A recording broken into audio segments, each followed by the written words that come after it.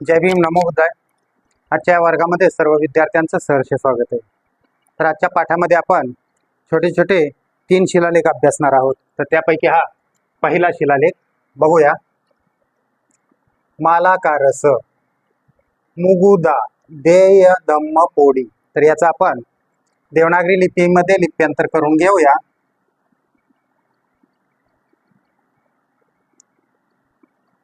माला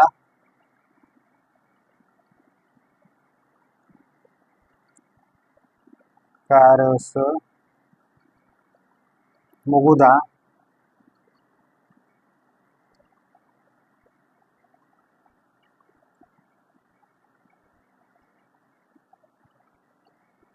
मुगुदा देय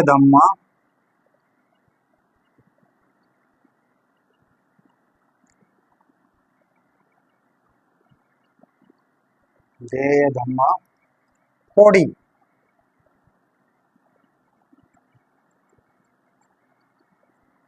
तर अशा प्रकारे आपण देवनागरी लिपीमध्ये लिप्यांतर करून घेतलेलं आहे. तर या शिलालेखातील शब्द कुठे संपतायत बघूया. मालाकारस इथे शब्द संपला, मुगुदा इथे शब्द संपला, देय धम्म हा कॉमन शब्द आला आणि पोडी इथे शब्द संपतो. तर बघूया याचे अर्थ काय होत आहेत, मराठी अर्थ काय होत आहेत. मालाकारस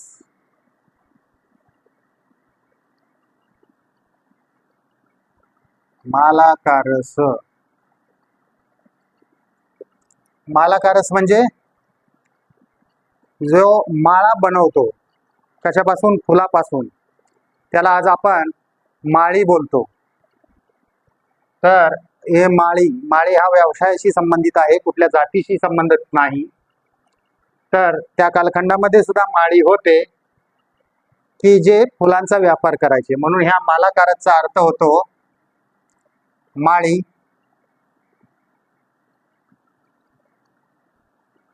किंवा फुलांचा व्यापारी.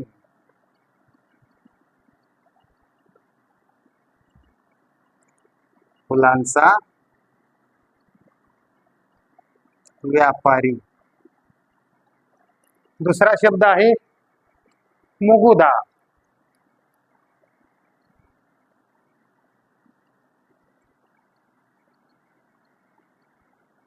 मुगुदा म्हणजे मुगुद हे एका व्यक्तीचं नाव आहे.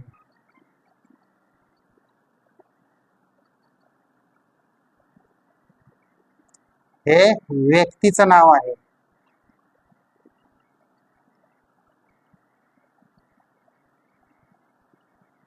व्यक्तीचे नाव आहे. त्यानंतरचा शब्द आहे देय धम्म. हा नेहमी शब्द येतो, कॉमन शब्द आहे. देय धम्म म्हणजे धम्मदान.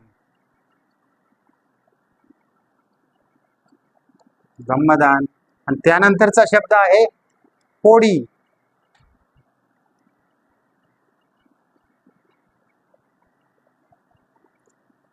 पोडी म्हणजे पाण्याचे टाके. पोडी म्हणजे पाण्याचे टाके.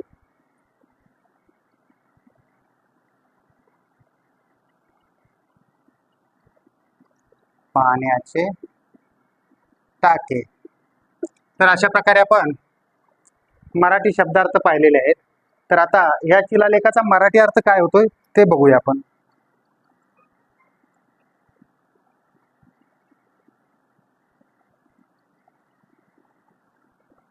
मराठी अर्थ काय होईल? मालाकारस म्हणजे कोण? माळी. मग मुगुदा नावाच्या व्यक्तीने काय येईल? मुगुदा नावाच्या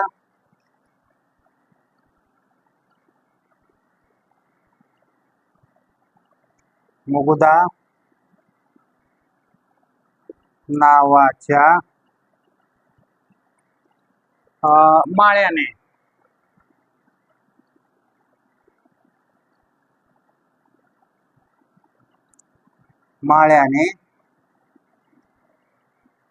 काय केलंय?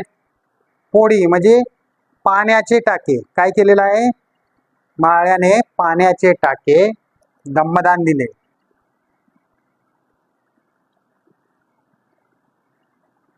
पाण्याचे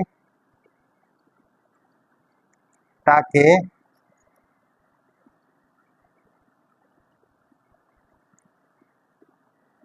दम्मदान दिले. तर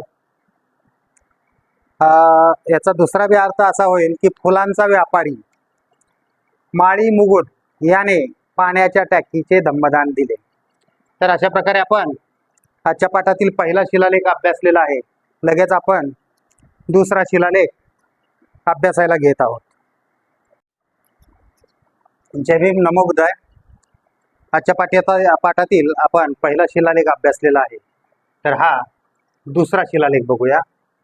सेठीनो वसूल नकस देय धम्म लेन. तर याचा आपण देवनागरी लिपीमध्ये लिप्यांतर करून घेऊया.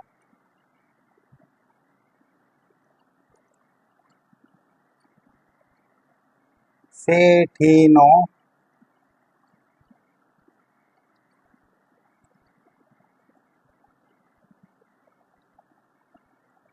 वसूल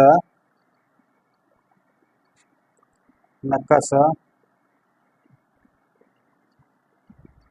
देय धम्म लेन.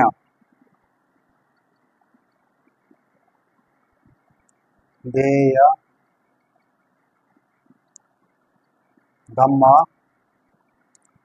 लेन.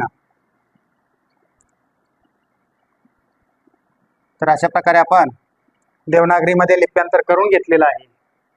तर आता हे शब्द कुठे संपतात बघूया. सेठीनो इथे शब्द संपला. वसूल नकस इथे शब्द संपला. देय धम्म हा कॉमन शब्द आहे आणि लेन. तर याचे मराठी शब्दार्थ काय होत आहेत बघूया.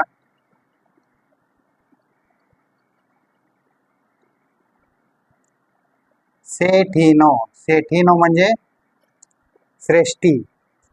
हे व्यापारी श्रेणीतील एक पदवी आहे. सेठीनो म्हणजे श्रेष्ठी.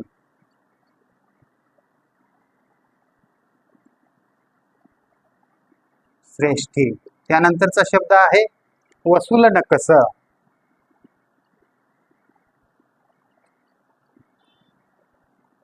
वसूल नकस. वसूल नकस म्हणजे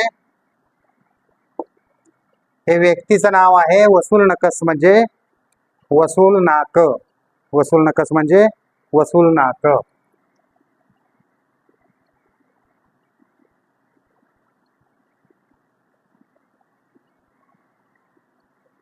वसूल नाक. त्यानंतरचा शब्द आहे देय धम्म. देय धम्म याचा अर्थ होतो धम्मदान.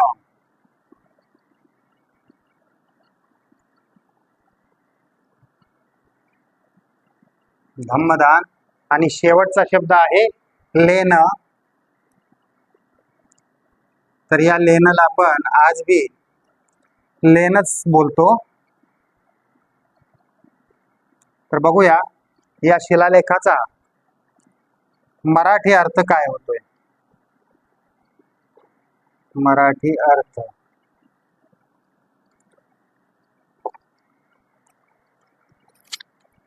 सेठीनो म्हणजे श्रेष्ठी.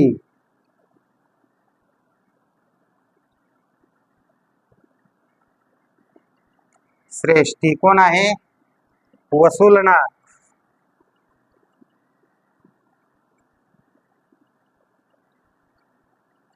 वसूलनाक याने काय केलंय. लेण्याचं धम्मदान दिलंय. याने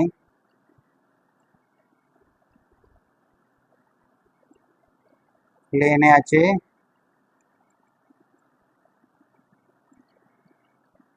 धम्मदान दिले. तर अशा प्रकारे आपण हा दुसरा शिलालेख अभ्यासलेला आहे. तर आजच्या पाठातील तिसरा शिलालेख आपण लगेच अभ्यासणार आहोत. तर आजच्या पाठामध्ये आपण 2 शिलालेख अभ्यासलेले आहेत आणि आजच्या पाठातील आपला हा 3रा शिलालेख आहे. बघूया. शिवसम पुतस शिवभूतीनो देय धम्म पोळी. तर याचा आपण देवनागरी लिपीमध्ये लिप्यांतर करून घेऊया.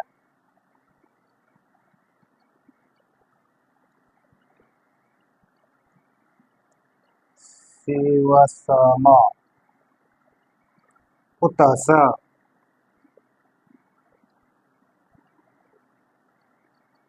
पुतस शिवभूतीनो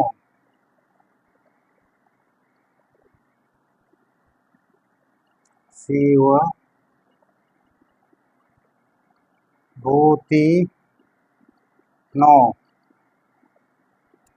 देय धम्म पोळी.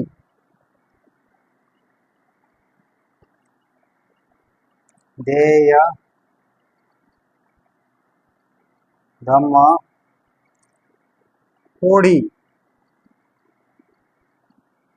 तर अशा प्रकारे आपण देवनागरी लिपीमध्ये लिप्यांतर करून घेतलेलं आहे. तर हे शब्द कुठे संपतायत बघूया.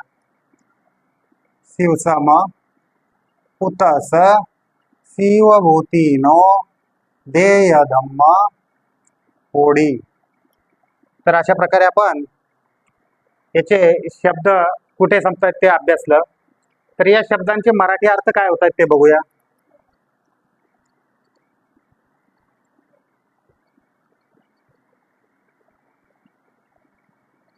शिवसम म्हणजे शिवस.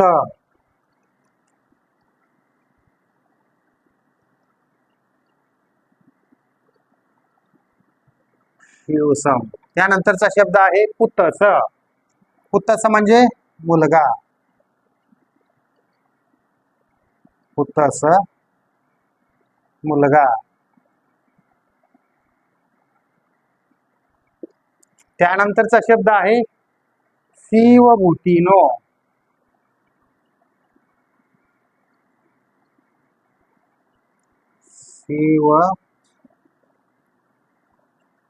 शिवभूतीनो.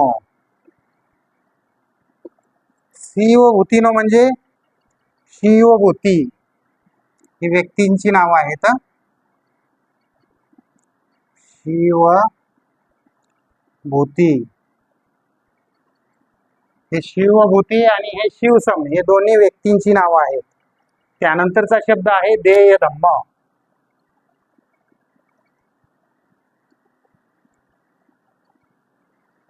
देय धम्म म्हणजे धम्मदान.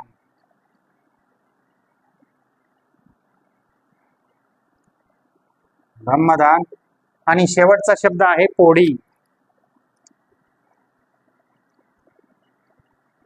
पोळी म्हणजे पाण्याचे टाके.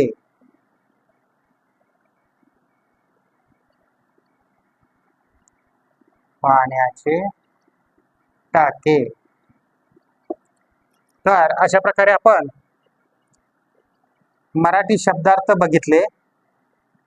तर आता या शिलालेखाचा मराठी अर्थ काय होतोय ते आपण बघूया. काय होईल मराठी अर्थ. तर मराठी अर्थ असा होईल की शिवसम यांचा मुलगा. कोणाचा? शिवसम.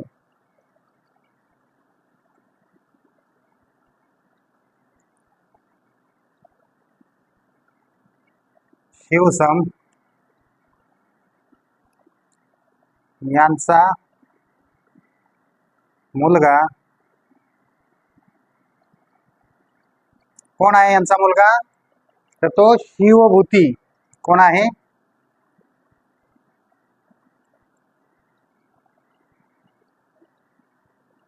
शिवभूती याने पाण्याचे टाके. काय दिलंय त्याने? पाण्याचे टाके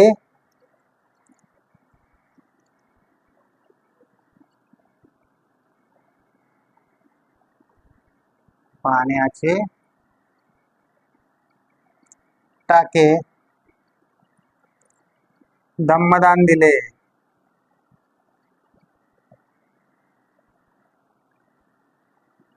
ब्रह्मदान दिले. तर अशा प्रकारे आजच्या पाठामध्ये आपण छोटे छोटे 3 शिलालेख अभ्यासलेले आहेत. तर आजचा पाठ आपण इथेच समाप्त करत आहोत. जय भीम, नमो बुद्धाय.